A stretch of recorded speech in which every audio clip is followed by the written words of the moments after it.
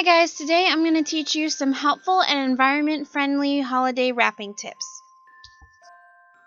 Tip number 1, get non-seasonal specific patterns and prints. This can include typical holiday colors like greens and reds, but you're also not stuck with just Christmas paper and they can be used for birthday gifts throughout the year.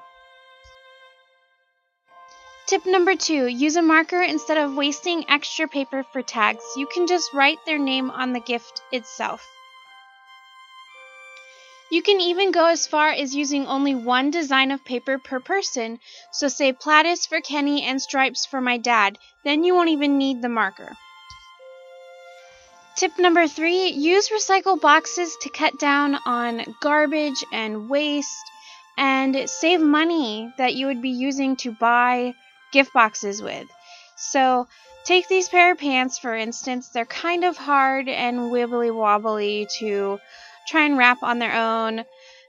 For a lot of people, it's easier just to wrap something square. So all I did was slide the pants into this clean cereal box. Then I closed it with the provided flaps, no tape needed. And when using recycled boxes, just as a reminder, you should probably mark the box to make sure that they know they're not getting what is inside the box. So he's not getting cereal, he's getting pants. So just to warn him, I wrote on the box that it's not his actual gift and he needs to look inside to see what it actually is. So now it is much easier to wrap this box than it would have been for the pants because it has a lot of corners on it. And tip number 4 is when wrapping, use as minimal paper as you possibly can. So as you saw here, I kind of sized it up and cut off the excess. And make sure to save these scrap pieces. I will show you what to do with them later.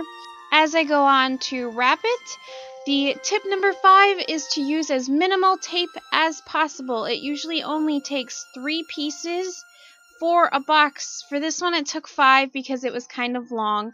So you want to make sure you take time to fold in the edges and smooth them out, and if you wrap just like this, 3 pieces is all you need.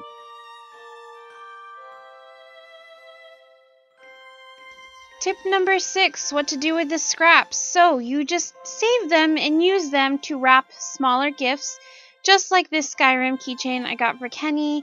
And as you can see here, I am also using only 3 pieces of tape. I probably could have only used 2 because they overlap right there, but there you go.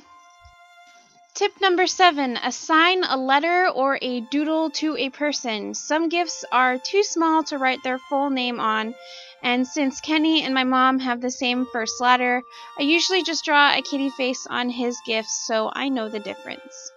Plus, he knows the kitty face ones are from me. Tip number 8, save the odd pieces of paper attached to the roll, because you never know when you're going to need them.